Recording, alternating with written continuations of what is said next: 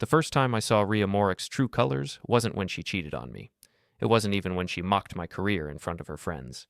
It was the morning she looked at my work boots by the door and said, "Can't you at least pretend to be something more than blue collar?" I should have walked away then. But love makes you stupid, and I was the kind of stupid that builds houses for people who think construction workers are beneath them. My name is Grant Solen, and I've been estimating construction costs for 15 years. I can tell you exactly how much it costs to build a dream, right down to the last nail. What I couldn't estimate was the cost of loving someone who saw me as a temporary convenience. Rhea was a lifestyle columnist for City Living magazine. She wrote about artisanal coffee shops and boutique hotels, places where people like me were invisible unless we were fixing something. Her world was Instagram posts and networking events. Mine was blueprints and job sites. For 3 years, I thought we balanced each other out. I was wrong. The morning everything started falling apart, I was reviewing estimates for a downtown condo project when Rhea emerged from our bedroom wearing a black dress that cost more than most people's rent. She was getting ready for another one of her industry events. "Don't wait up," she said, not looking at me as she applied lipstick in the hallway mirror. "Evan's driving a few of us to that new Rooftop bar on 5th Street. You know, the one with the infinity pool?" Evan Briggs. Her editor. 40 years old, drove a black Audi, and had the kind of smooth confidence that came from never having calluses on your hands. I'd met him twice at Rhea's work parties. Both times, he'd looked at me like I was something stuck to his shoe. "Sounds fun," I said, though we both knew I wasn't invited. "It's work, Grant. Networking. You wouldn't understand." There it was, the casual dismissal that had become our daily routine. I wouldn't understand because I built things instead of writing about them. I wouldn't understand because my idea of networking was buying rounds for my crew after a long day. "Right," I said. "Have a good time." She left without kissing me goodbye. I heard her heels clicking down the hallway, then the elevator doors closing. Our apartment felt bigger and emptier when she was gone, which should have told me something. My phone buzzed. Text from Frankie Delacroix, my work partner and the closest thing I had to a best friend. "Drinks after work? Got some gossip from the Morrison site." Frankie was a concrete specialist who'd worked construction for 20 years. He had a wife who actually liked him and 2 kids who thought he was a hero.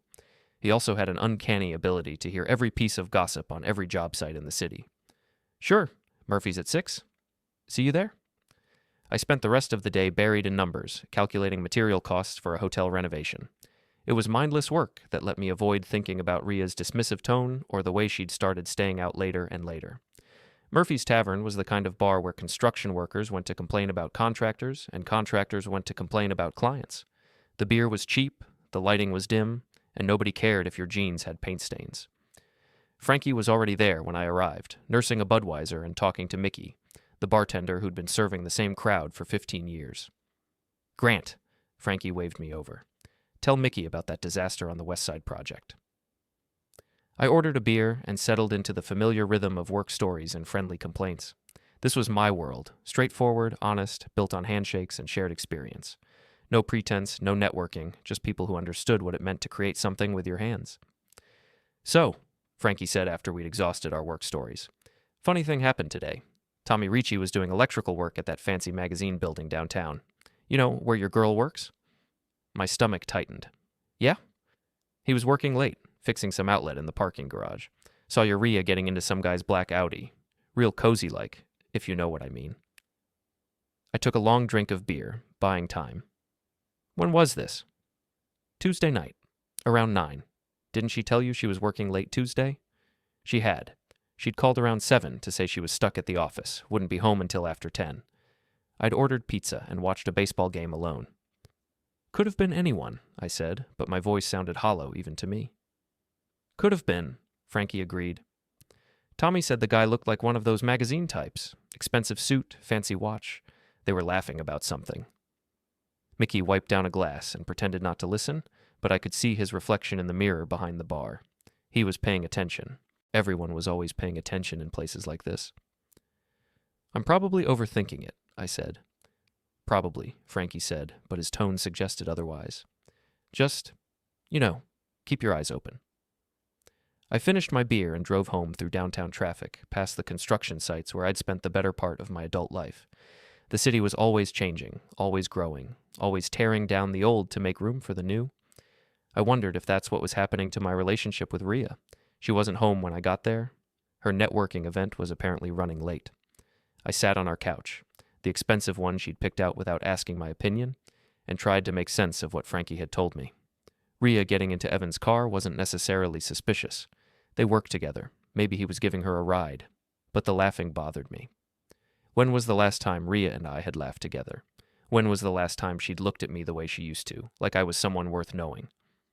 My phone buzzed. Text from Rhea. Running super late. Don't wait up. Love you. Love you. 2 words that used to mean everything and now felt like an afterthought. I went to bed alone, staring at the ceiling and listening to the sounds of the city outside our window. Somewhere out there, Rhea was at a rooftop bar with infinity pools and artisanal cocktails, networking with people who mattered, people who weren't blue-collar embarrassments. She came home after midnight, moving quietly through the apartment like she was trying not to wake me. I heard her in the bathroom, heard the shower running, heard her getting into bed beside me. "How was your event?" I asked in the darkness. "Good," she whispered. "Really good connections. Evan thinks I might be able to freelance for some bigger publications." Evan thinks.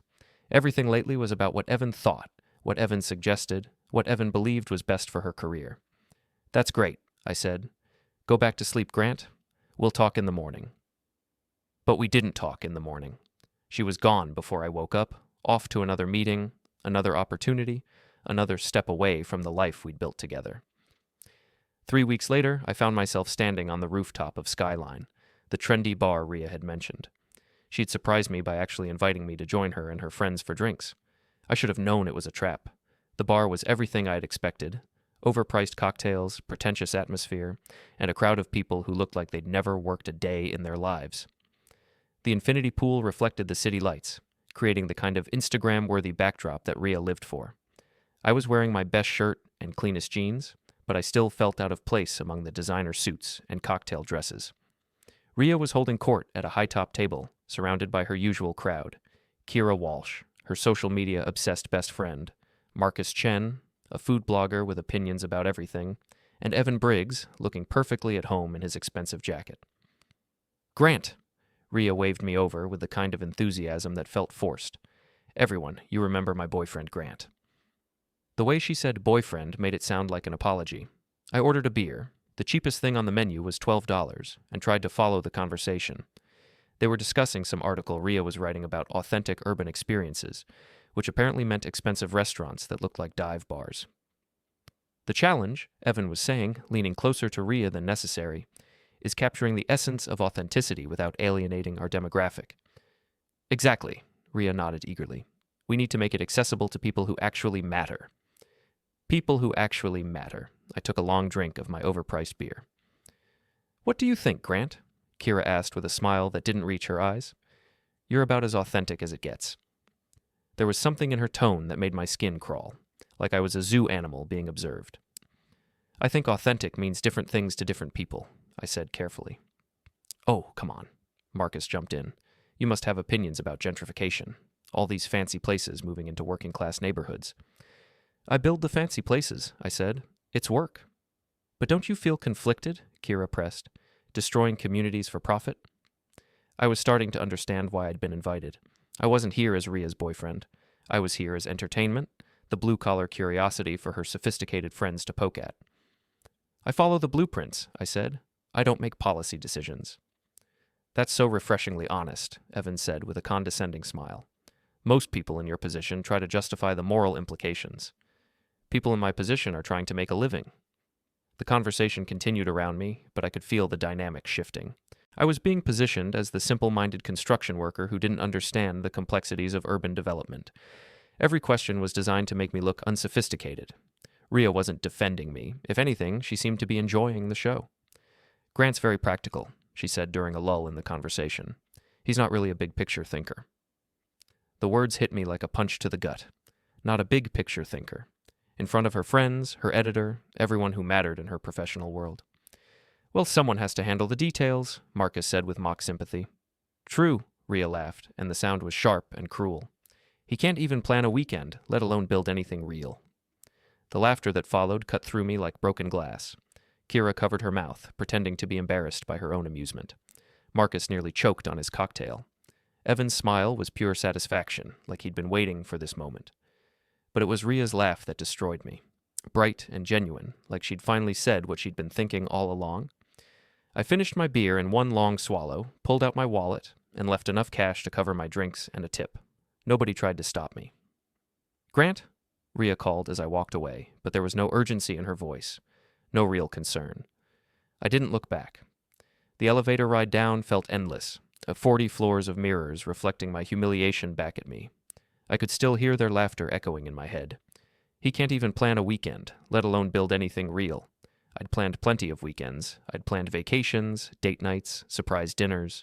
I'd planned our entire relationship around her schedule, her needs, her career. And what had I built? I'd built a life with someone who saw me as a joke to share with her friends. The parking garage was quiet and cool after the noise of the rooftop bar. I sat in my truck for a long time, hands shaking with anger and embarrassment. My phone buzzed with texts, but I didn't look at them. Finally, I drove home through the empty streets, past the buildings I'd helped create, the projects I'd estimated and planned and seen through to completion. Real things. Solid things. Things that would outlast whatever Rhea was building with her words and her networking and her sophisticated friends. I was sitting on the couch when she came home an hour later, her heels clicking on the hardwood floor like an accusation. "Grant?" Her voice was soft now, uncertain. "Are you okay? You left so suddenly." I looked at her standing in the doorway, still beautiful in her expensive dress, still the woman I'd thought I loved, but something had broken between us on that rooftop, something that couldn't be fixed with apologies or explanations. "I'm fine," I said. "You seem upset." "Do I?" She moved closer, her face creased with what might have been genuine concern. "Look, if something someone said bothered you..." "Which part should have bothered me, Rhea? The part where your friends treated me like a trained monkey, or the part where you told them I can't build anything real?"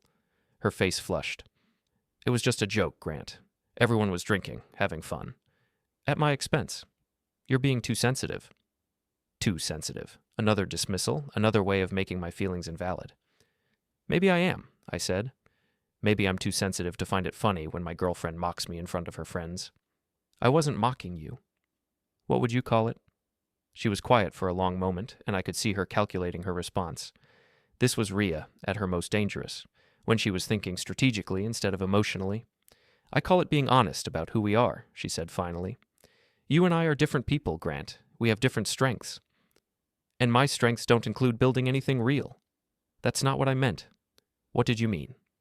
Another pause, another calculation. "I meant that you're practical and I'm creative.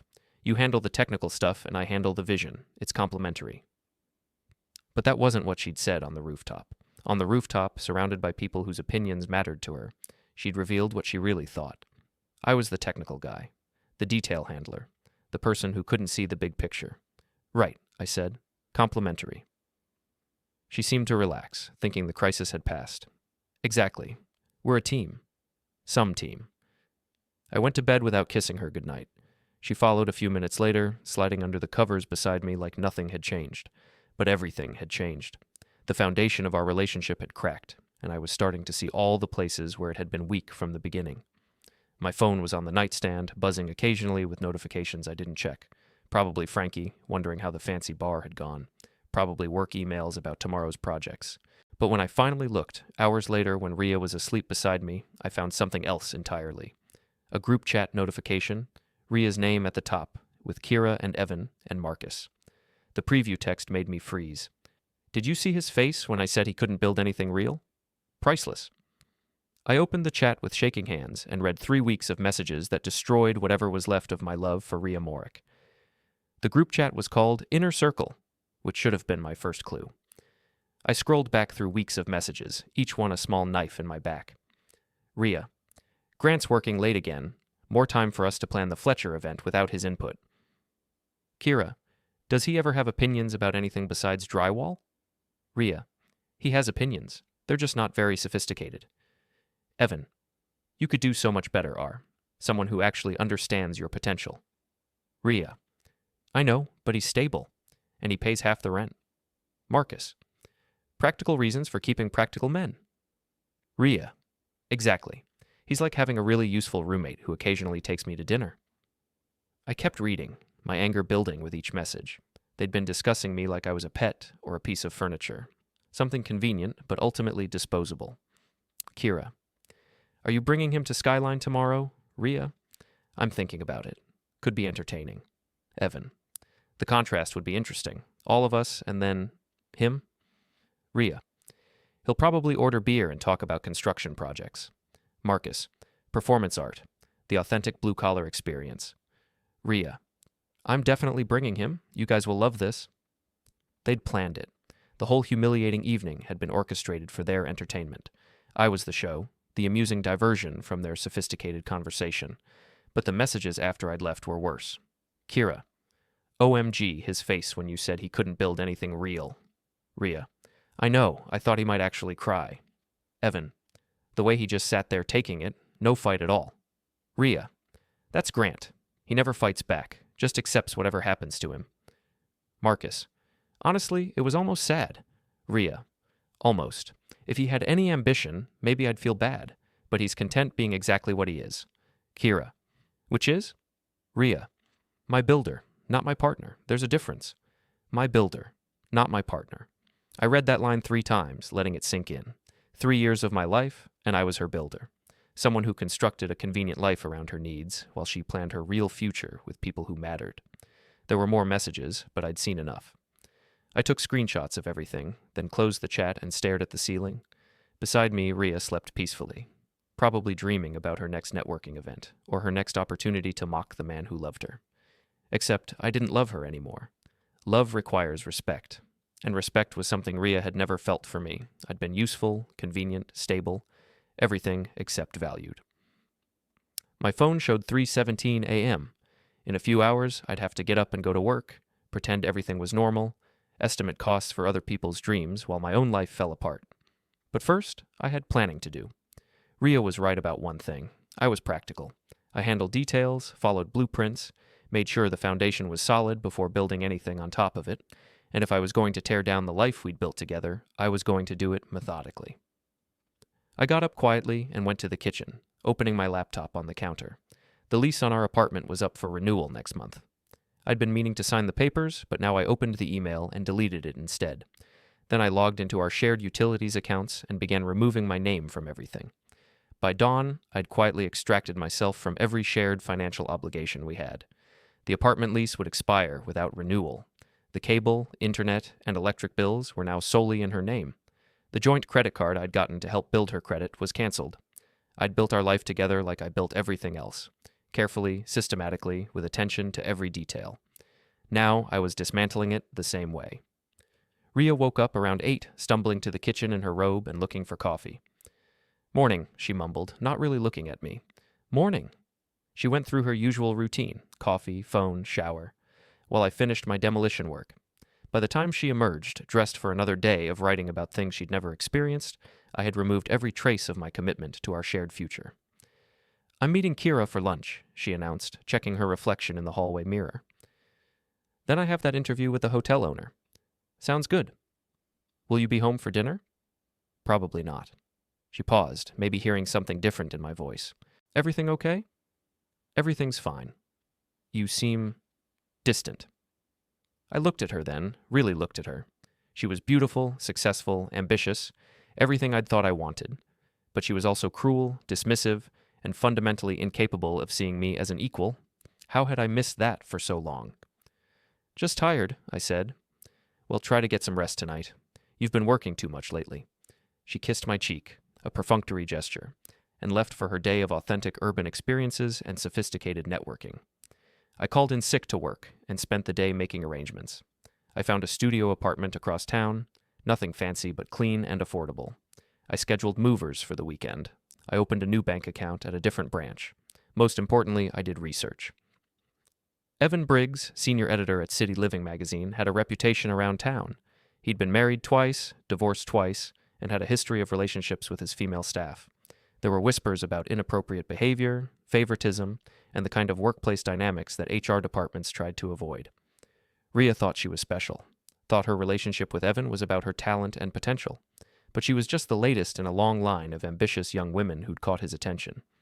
The pattern was always the same: mentorship, opportunity, intimacy, and eventually disappointment when the next bright young thing came along. I could have told her, could have warned her about what she was walking into, But Rhea had made her choice. She'd chosen to see me as a useful fool rather than a partner. Now she could live with the consequences of that choice. My phone rang around noon. Frankie. Hey, how'd last night go? You never texted back. It was educational. That doesn't sound good. It wasn't, but it was clarifying. Want to talk about it? Not yet, but soon. All right, you know where to find me. That evening, Rhea came home excited about her interview and her lunch with Kira. She chattered about new opportunities and potential freelance work while I made dinner and listened with half an ear. Evan thinks I should pitch a series about gentrification, she said, not noticing my lack of response.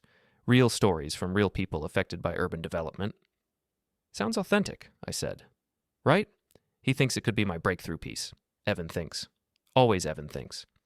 What do you think? I asked. She looked surprised by the question. What do you mean? I mean, what do you think about the series? Not what Evan thinks. What's your opinion? Well, obviously I think it's a good idea or I wouldn't be pursuing it. But what's your angle? What's your unique perspective? She was quiet for a moment, clearly not used to being asked for her independent thoughts. I think the human impact is what matters. The real stories behind the statistics. Have you talked to any real people yet? Anyone actually affected by gentrification? I'm going to. That's the next step. You could start with me. What? I've worked on dozens of gentrification projects. I've seen neighborhoods change, watched local businesses get priced out. I've talked to families who had to move because their rent tripled. She stared at me like I'd grown a second head. You never mentioned any of that before. You never asked. Well, I'm asking now. But she wasn't, really. She was humoring me, the way you humor a child who wants to contribute to adult conversation. Forget it, I said. I'm sure Evan has better ideas. Grant, if you have insights that could help my story, do I? I thought I couldn't see the big picture. I thought I was just the detail guy. Her face flushed. Are we back to that? I told you it was just a joke. Right, just a joke. We ate dinner in uncomfortable silence, the weight of unspoken truth settling between us like dust. Rhea kept glancing at me, clearly sensing that something had shifted, but unable to identify what. After dinner, she disappeared into the bedroom to make phone calls about her story. I could hear her voice through the door, animated and excited as she talked to her sources and contacts, people who mattered, people whose opinions counted. I wasn't one of those people anymore. Maybe I never had been. The next morning brought the first sign that my demolition work was taking effect. Rhea stood in the kitchen holding a letter from the apartment management company, her face pale. Grant, did you get this letter about the lease renewal? What about it? They're saying we need to respond by Friday, or they'll assume we're not renewing, but I thought you already sent in the paperwork. I didn't send any paperwork. What? Why not? I poured coffee into my travel mug, taking my time with the answer. Because I'm not renewing. What do you mean you're not renewing? I mean, I'm moving out. The letter fluttered to the floor as she stared at me. Moving out? When were you planning to tell me this? I'm telling you now. This is about the other night, isn't it? About what I said at the bar? This is about a lot of things. Grant, if you're upset about a stupid joke, it wasn't a joke, Rhea. It was what you really think, what you've always thought. She opened her mouth to argue, then seemed to think better of it. I could see her mind working, trying to figure out how to handle this unexpected crisis. Okay, she said finally. Maybe I haven't been as appreciative as I should be. Maybe I've taken you for granted. Maybe. But we can work on that. We can fix this. Can we? Of course we can. Relationships take work, and I'm willing to do the work. I looked at her standing there in her silk pajamas, hair perfect even first thing in the morning, offering to do the work of loving me like it was a business proposal. What kind of work? I asked. Well, I could be more considerate of your feelings, more supportive of your career. My career building things that aren't real?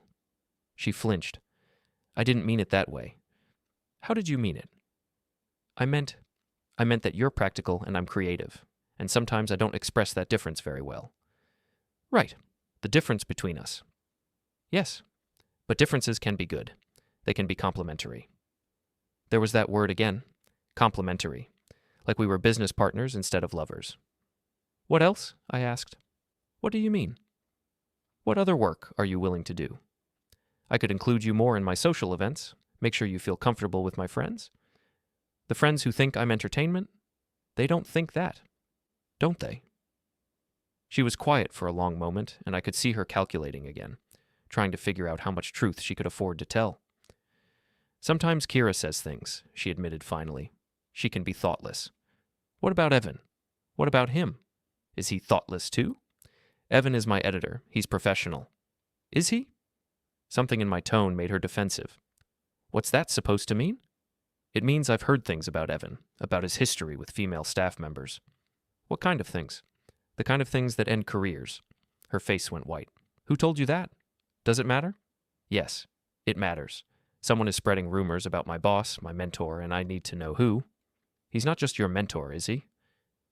The question hung in the air between us like a live wire. Rhea's face cycled through several emotions: surprise, anger, fear, and finally calculation. I don't know what you're implying, she said carefully. I'm not implying anything. I'm asking directly. Is Evan Briggs more than your editor?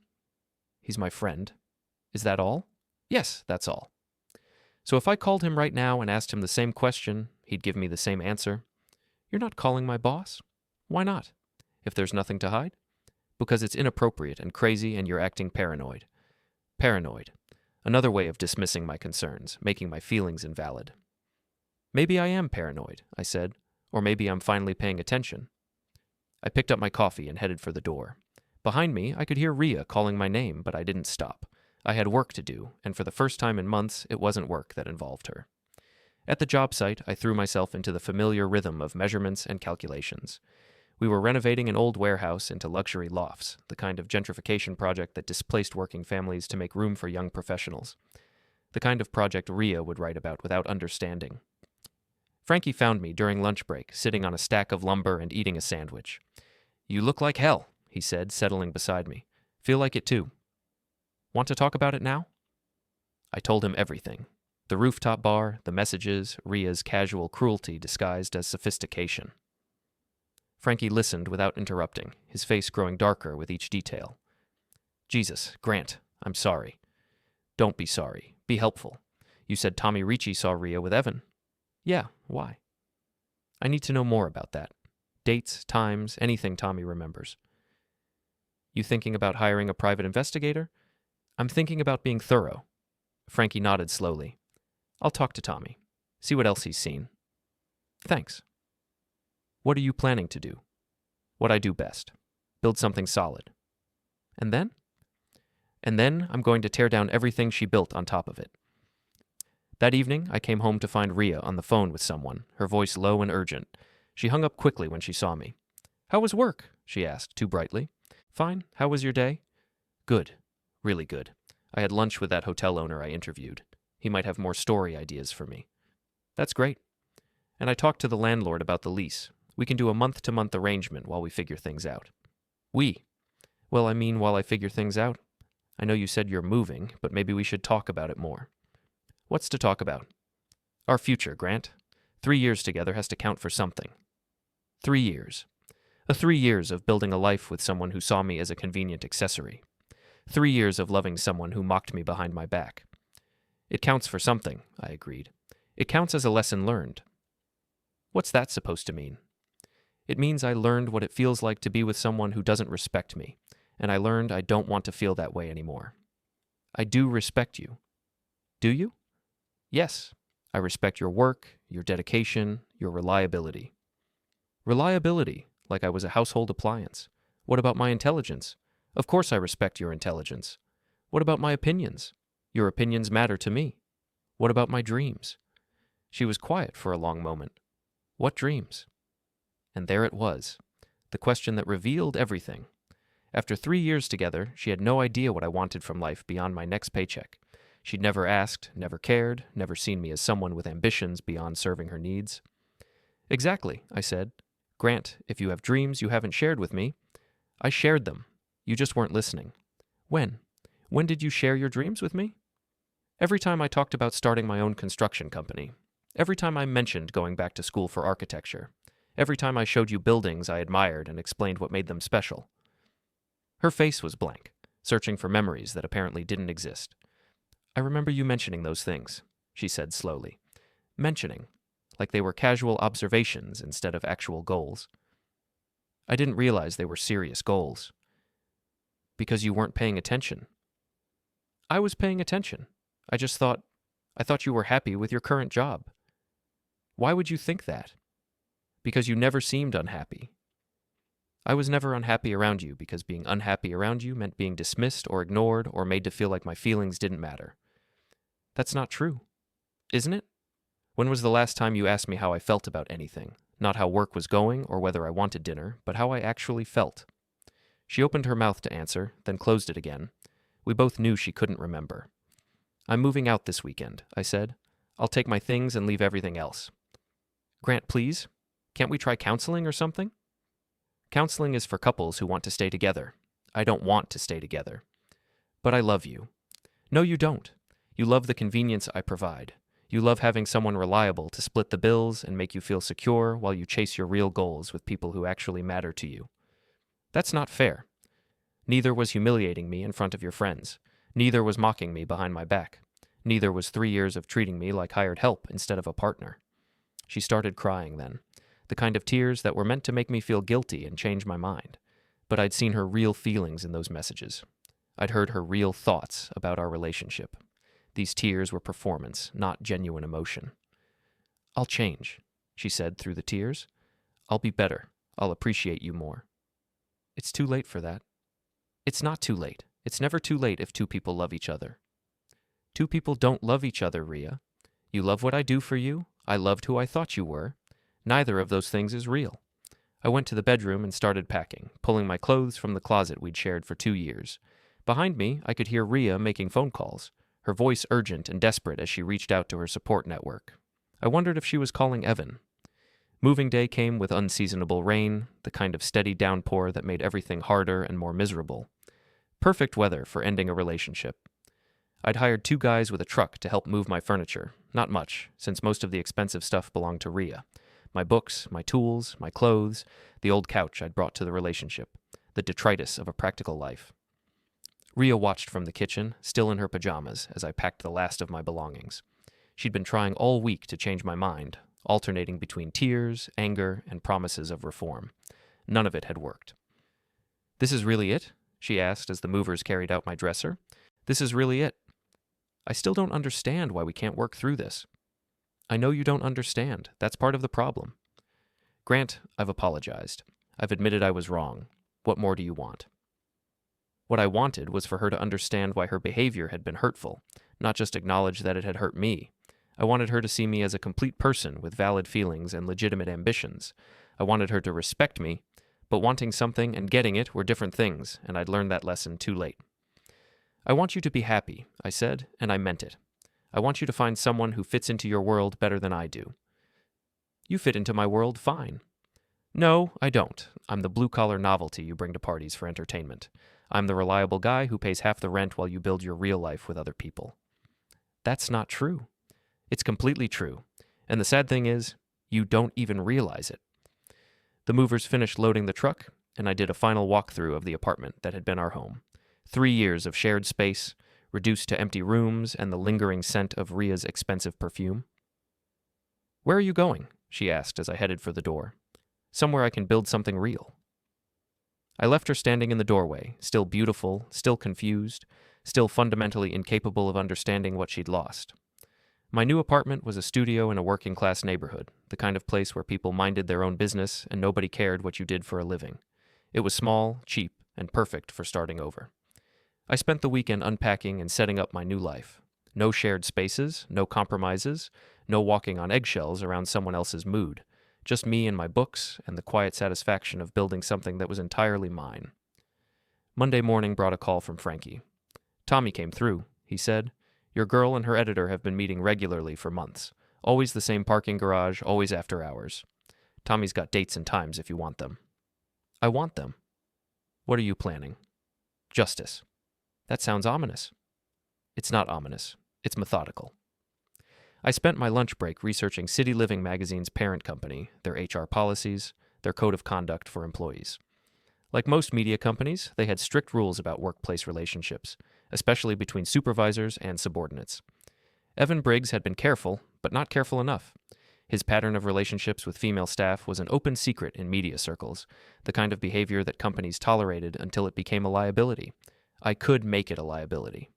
That evening, I sat in my new apartment and composed an anonymous email to the magazine's HR department. I attached screenshots of social media posts showing Rhea and Evan together at various events, always looking more intimate than professional colleagues should. I included dates and locations where I'd been seen together outside of work. I didn't mention the affair directly. I didn't need to. HR departments were good at reading between the lines, especially when it came to potential lawsuits and public relations disasters. I sent the email from a burner account and sat back to wait. The response came faster than I'd expected. Wednesday morning, Frankie called with news from the construction site Gossip Network. "Word is there's drama at that fancy magazine," he said. "Some kind of internal investigation.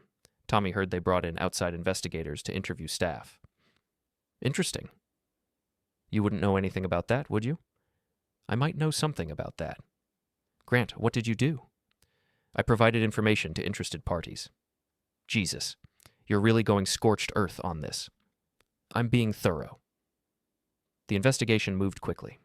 By Friday, local media blogs were reporting that Evan Briggs had been placed on administrative leave pending an inquiry into workplace conduct issues. The magazine issued a carefully worded statement about their commitment to maintaining professional standards. Rhea called me that afternoon, her voice shaky with anger and fear. "Did you do this?" she demanded without preamble. "Do what?" "Don't play dumb. Evan's been suspended. There's an investigation. Someone reported him for inappropriate relationships with staff." "That sounds serious." "Grant, if you did this..." "If I did what?" "Reported illegal behavior. Exposed workplace harassment." "It wasn't harassment. It was a relationship between consenting adults." "Was it?" "Because from what I understand, Evan has a history of these relationships with women who work under him, women whose careers depend on his approval." "That's not what this was." "Isn't it? Tell me, Rhea, how many opportunities has Evan given you since you started sleeping with him? How many articles has he approved? How many contacts has he shared?" "It's not like that." "It's exactly like that. You just didn't want to see it because it benefited you." "You bastard, that you destroyed his career out of spite." "I exposed a pattern of behavior that was already destroying careers. His behavior, not mine." "He could lose his job." "He should lose his job. Men like Evan have been using their positions to manipulate women for decades. The only difference is now there are consequences." "What about my job? What about my career?" And there it was. Not concern for Evan, not regret about the relationship, but worry about how his downfall would affect her prospects. "Your career will be fine if you're actually talented," I said. "If your success was based on merit instead of sleeping with your boss, you'll land on your feet." "You snake." "Probably. But I'm a snake who builds real things and doesn't use people." She hung up on me. I sat in my apartment that evening, drinking a beer and watching the city lights through my window. Somewhere out there, Rhea was dealing with the consequences of her choices. Evan was facing the end of his career as a predatory editor. The magazine was scrambling to contain a scandal that could have been avoided if they'd addressed his behavior years ago. I felt no guilt about any of it. I'd simply provided information to people who needed it. The rest was just cause and effect, action and consequence, the natural result of building a life on lies and exploitation. My phone buzzed with a text from an unknown number. "This isn't over." I deleted it without responding. Men like Evan were used to intimidating people into silence, but I wasn't afraid of him. I'd faced down angry contractors, unstable scaffolding, and 3 years of psychological manipulation from someone I'd loved. A washed-up editor with boundary issues wasn't going to scare me. I had work tomorrow, a real project with real timelines and tangible results. I had a life to build, and for the first time in years, I was building it for myself. The foundation was solid. Everything else was just details. 2 weeks later, the local business journal ran a story about Evan's resignation from City Living magazine. The article mentioned an internal investigation but didn't go into specifics. It did note that this was the third such resignation in the media industry that year, part of a larger reckoning about workplace conduct. Rhea's name wasn't mentioned in the article, but I knew she was dealing with the fallout. Her social media presence had gone quiet, and according to Frankie's network, she'd been asking around about freelance opportunities. I didn't take any satisfaction in her struggles. She'd made her choices, and now she was living with the results. That was how the world worked when you couldn't hide behind someone else's protection. As for me, I was thriving. My new apartment was shaping up nicely, my work was going well, and I'd started taking evening classes in architecture. The dreams Rhea had dismissed as casual observations were becoming concrete plans. I was building something real, just like she'd said I couldn't. And for the first time in years, I was building it on my own terms.